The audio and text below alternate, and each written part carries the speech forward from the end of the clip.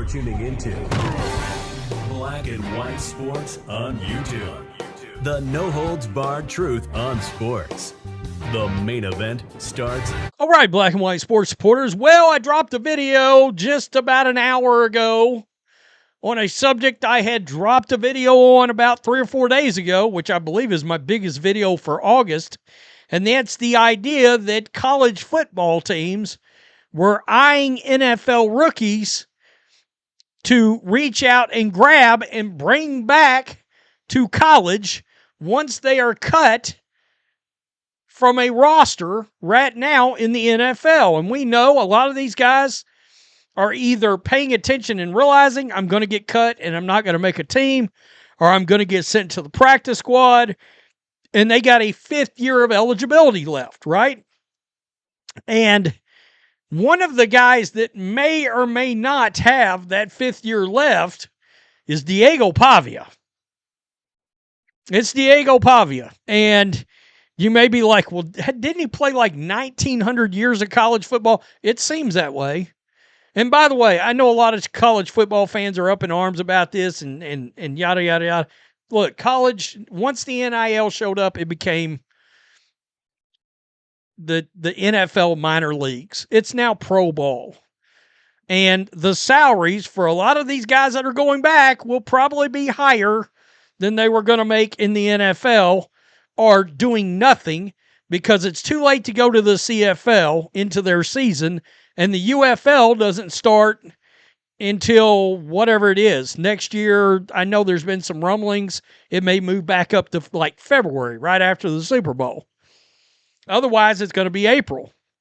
Diego Pavia is one of those guys that we already know. The UFL's made it clear they want Diego Pavia. And that makes sense. It does for the UFL.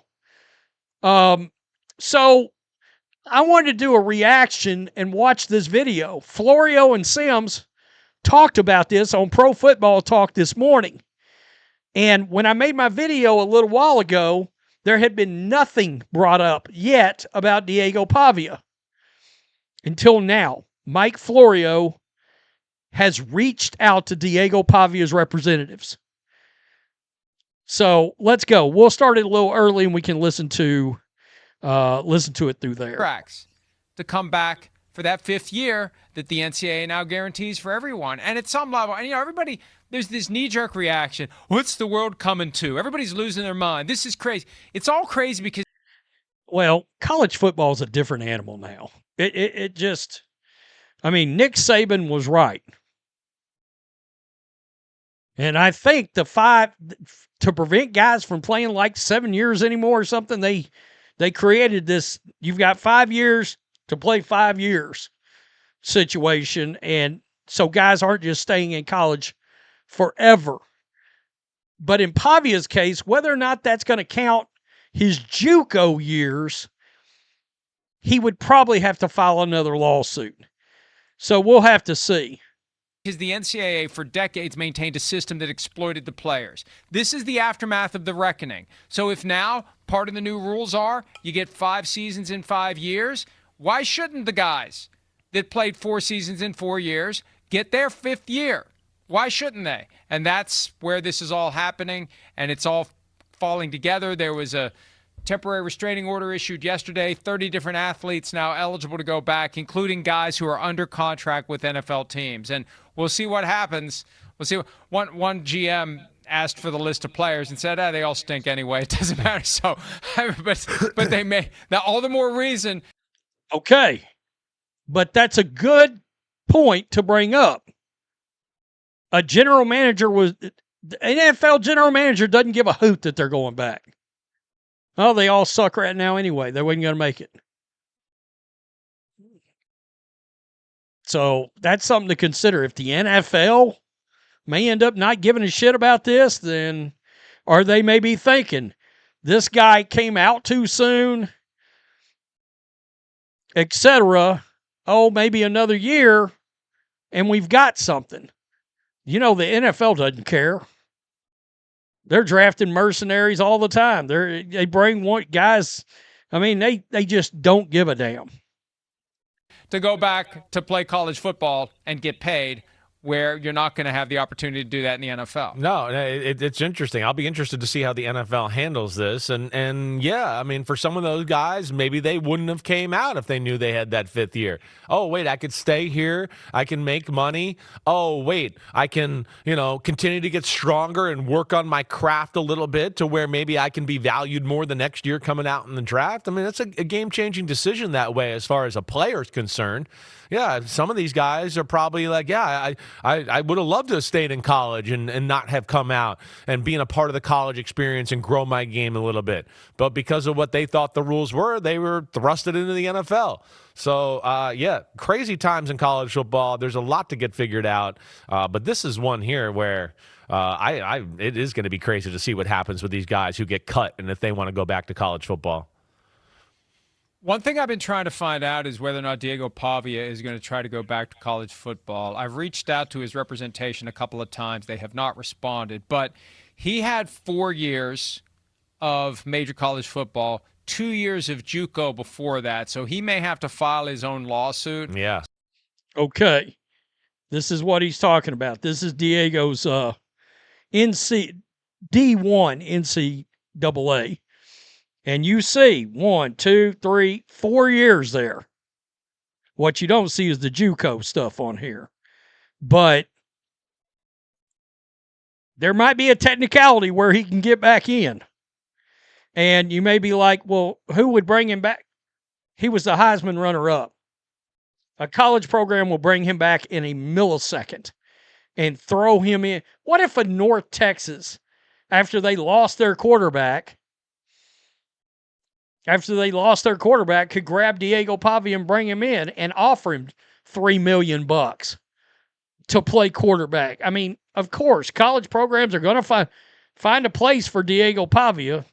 That may drive some people crazy, but part of this to consider is the fact that you notice none of these guys are going to have any problems finding a place to play. They're not.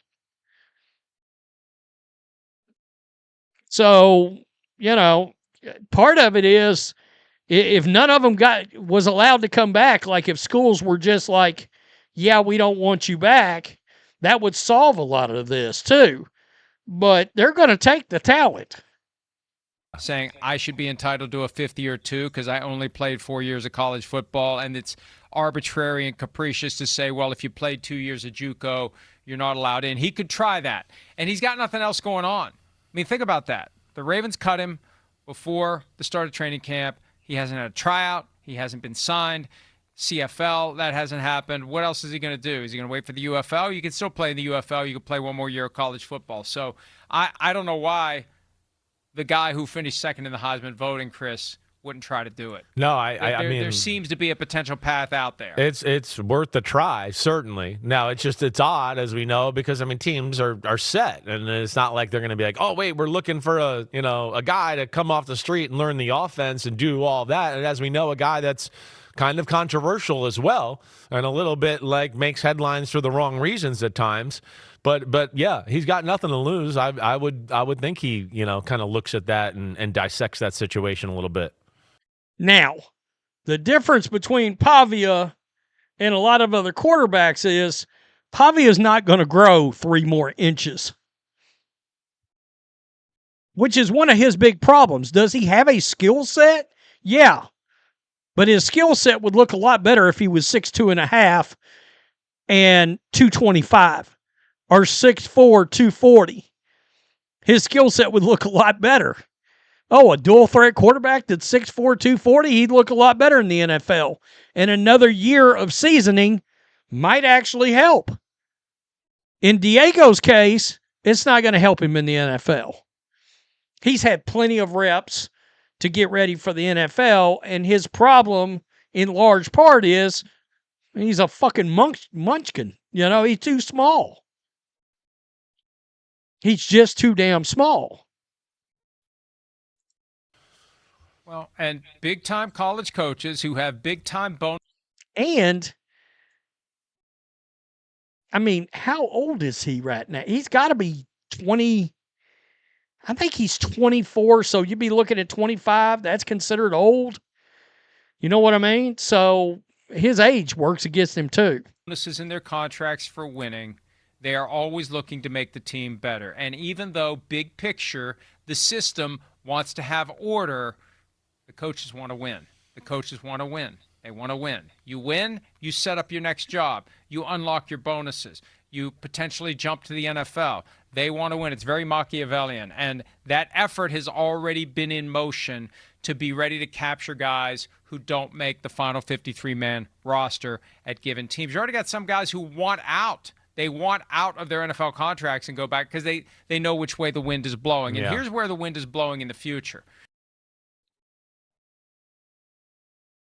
If you're Bill Belichick and you need a big-time quarterback, college quarterback, can you imagine Diego in North Carolina and Bill Belichick? God, dog. Jesus. What a story that would be. And this was the most read story ever at PFT when Shedeur Sanders was sliding through round 1, 2, 3, 4 of the draft. We made the... He's going to talk about the thing I brought up about the Shedeur thinking about going back to college when he was dropping in the draft. There was rumors about Quinn Ewers dropping in the draft, might try to go back to college. He's going to talk about that. Case that he should say, I'm going back for one more year of college football. I'm going to make the argument that I still have one more year of eligibility. And people lost their minds. Oh, you're crazy. You don't know what you're talking about. Well, here we are. Here we are. And as of next year, you've got your rules of special eligibility for guys who have played 3 years. They almost need to make it special eligibility with only 4 years. Because now 5 is the standard. You can have guys who put their name in the draft pool, and if they don't get picked by the end of round 4, they say, I'm out. I'm going back to college. I'm gone. Or you get drafted. Yeah, I got drafted too low. I'm going back to college. And I'm going to make more money this year under an NIL deal than I'm going to make under this 6th-round slotted rookie contract. So the NFL is going to have to figure out a way to deal with this. There's already a clause in the CBA that contemplates a player going back to college after he's drafted. So the NFL has been ahead of the curve on this. Okay. The team that drafts the guy still holds his rights in that same spot whenever he shows up. But the guy could still say, hey, okay, I know that 6th-round slotted contract is waiting for me. I'll go make $6 million at Miami this year, and then I'll come back next year and I'll take that contract that isn't going anywhere, but I can – the money that I'm missing out on, I'm never going to have a chance to earn. And if you're getting drafted in the 6th round, it's not much money in the NFL anyway. Wow. So he brought up the exact scenario I talked about in my last video, and I talked about last year, right as the draft was happening and Shedeur was dropping. I was like, could he go back? I mean, nobody's tried that yet. He just said, you're going to get guys that are going to be in the draft, and they're going to be dropping, and they're going to be like, wait a minute, I was told I was going to get drafted by the end of the 2nd round. And then day 3, as day 3 is starting, you're going to start having the splash reports from the Ian Rappaports and the Mike Garafolos and the Adam Schefters and all these guys on draft day going, Diego Pavia is going back to college. He's pulling himself out of the NFL draft. I just threw his name out there as an example. But you get my point. That's coming too. Guys in the draft literally pulling out during the draft. Welcome to college/pro/NFL minor league football. That's what's happened right here. Now, and here's the other thing. If Diego Pavia goes back to college, shit, that might be the biggest video of the year. I shit you not. Tell me what you think. Peace. I'm out. Till next time. Thanks for watching the show. Be sure to like, comment, and subscribe. Be sure to tune in next time on Black and White Sports.